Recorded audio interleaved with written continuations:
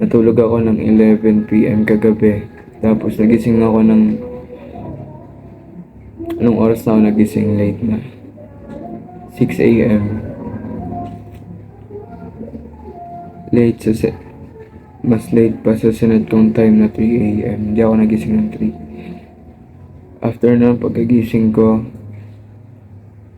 nakalmot ako ng pusa namin. Nakalmot ako ng pusa namin sa mata. And,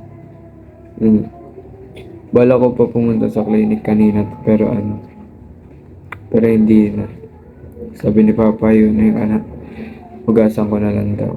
So yun yung ginawa ko, hinugasan ko. And nilagyan ko ng bulak para tumigil yung pagdudugo. Okay, tapos yun, nagasugat ako sa mata. Wala nyo ginawa ko sa wala nyo ginawa ko. Nagkasugat ako sa mata. Nilagyan ko ng band-aid.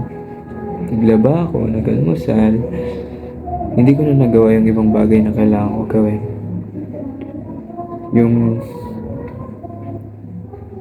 Yung araw ko sira na. Or yun, sa tingin ko sira na yung araw ko. Ngayon.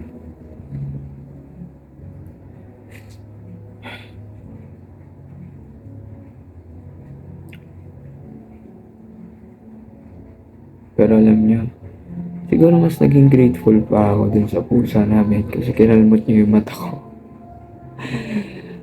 Nakaramdam ako ng medyo grateful. Grateful ako kasi baka kung hindi niya ako kinalmot sa mata, hindi pa ako babangon. Hindi pa ako babangon para mag-asikaso, maglaba. Eh di mas lalong wala akong nagawa ngayon. So, naging grateful ako kahit pa paano. Pero, holy shish. Sobrang sira yung araw ko. Yung mood ko ngayon hindi maganda. Kung ano ginawa ko, kumain ako. Bumili pa ako ulit ng ice cream para lang maibsan tong nararamdaman ko. And I know masama sa kalusugan. Yun, pero ito lang yung nakikita ko talagang paraan para gumaan kahit pa paano yung nararamdaman ko.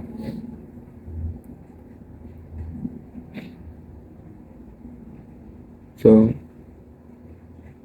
siguro sa hindi lang naman ako yung nakakaranas na ito. Meron pang mga tao dyan na mas pangit pa yung umaga nila na okay na sana. Kaso nga lang, sa pagising nila sa umaga, may mas malala pa nangyari sa buhay nila. And mahirap talaga magpatuloy kapag ganito. Pero kanina habang nag-scroll ako sa YouTube, may na-encounter akong video. Isa siyang lalaki, may hawak siyang sigarilyo. Tapos nagbibigay siya ng advice na about to sa just exist. Mabuhay ka lang.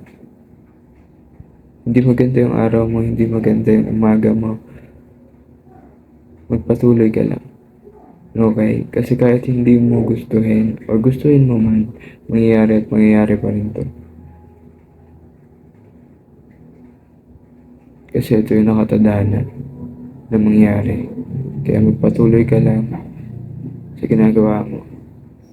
Ako, hindi dapat ako gagawa ng video ngayon kasi sobrang sakit. Sobrang nakakatamad. Pero ito pa rin ako, nandito pa rin ako. So sana magpatuloy ka rin kahit gaano kahirap yung araw mo. Huwag ka sana susuko. Kasi ako kahit gaano pa kabigat yung pakiramdam ko ngayon.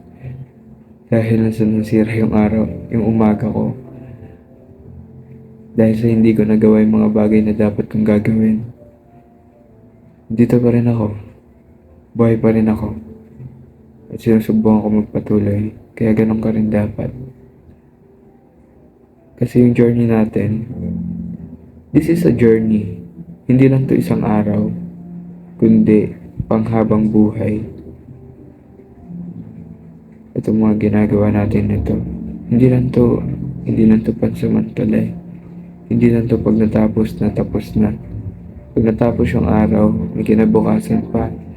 At doon babawi tayo, doon tayo babangon. Kaya wag ka susuko. Kasi hindi ako susuko.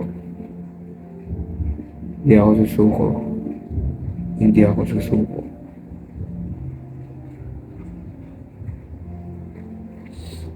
That's all. Kung gusto nyo pa ako mapanood, subscribe, like, follow. Fuck, sakit ng ano ko. Look, ito. Dumudugo yan kanina.